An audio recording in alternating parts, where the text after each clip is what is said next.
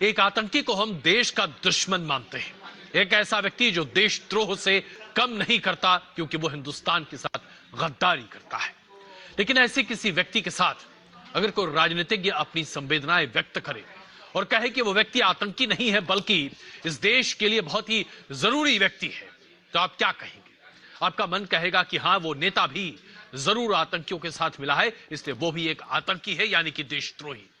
बुरहान वानी एक ऐसा आतंकी जिसे फौज ने अपनी कार्रवाई के दौरान मौत के घाट उतारा, लेकिन बुरहान वानी की शहादत तथाकथित तौर पर उसे एक शहादत के तौर पर प्रस्तुत करने वाले जम्मू कश्मीर के बड़े नेता नेशनल कॉन्फ्रेंस के एमएलसी हैं शौकत गनिया, और भरे विधानसभा में इन्होंने बुरहान वानी को शहीद करार दिया। इससे ज्यादा हिमाकत कोई और क्या कर सकता है? जाहिर सी बात है, ऐसे लोग जो हमारे देश के दुश्मनों को शहीद मानते हैं, उनके लिए कम से कम हिंदुस्तान में तो कोई जगह नहीं होनी चाहिए।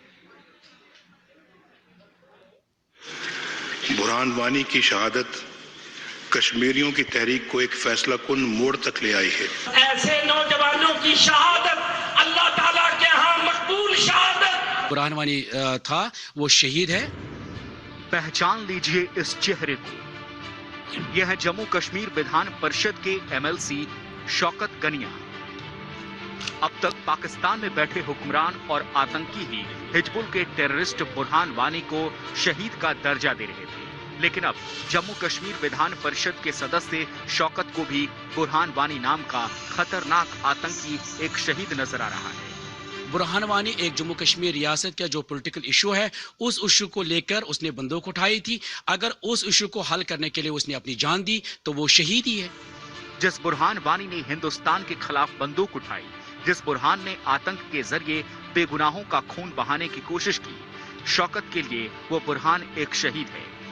हिंदुस्तान की व्यवस्था से चुनकर एमएलसी की कुर्सी तक पहुंचे शौकत गनिया के इस बेतुके जवाब पर जब न्यूज नेशन ने उनसे सवाल पूछे तो शौकत की गर्दन नहीं झुकी, बल्कि बेधड़क होकर कहा कि बुरहान की नहीं बल्कि कश्मीर में मारा गया हर आतंकी शहीद है।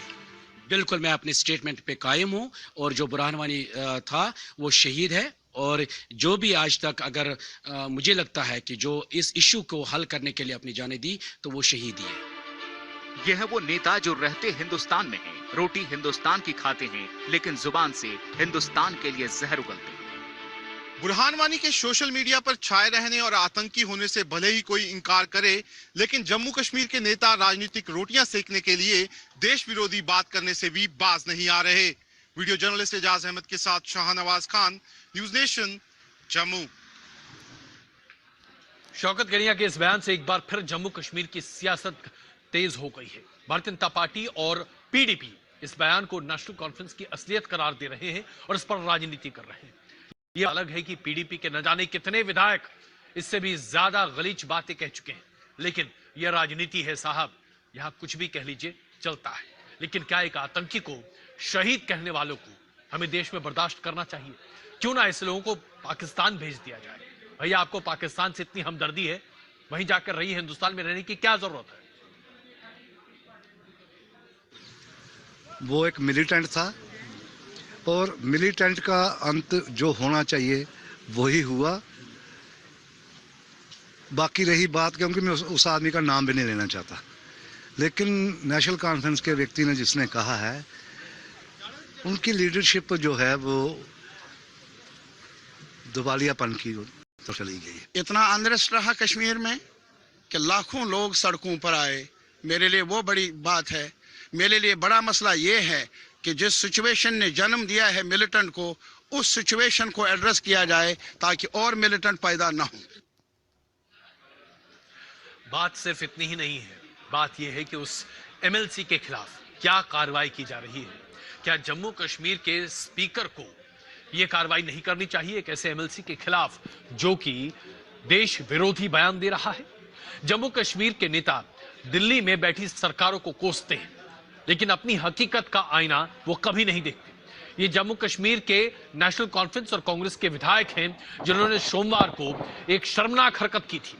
जब विधानसभा में राष्ट्रगान चल रहा था, उस वक्त नेशनल कॉन्फ्रेंस और कांग्रेस के विधायक जम्मू कश्मीर विधानसभा में विरोध प्रदर्शन कर रहे थे। आप देखिए क्या राष्ट्रगान के समय इस वक्त का इस तरह का विरोध प्रदर्शन कहीं से भी जायज है? अगर ये लोग देशभक्त नहीं हैं तो ये कैसे नेता हैं? इन नेताओं को क्या वाकई में उस जगह पर होने का अधिकार है जिसका ये दावा कर रहे हैं और दम भर रहे हैं? ये नेता नहीं है, ये दरअसल वो भेदिए हैं जो हिंदुस्तान का खाते हैं और हिंदुस्तान की थाली में ही छेद मचाते हैं।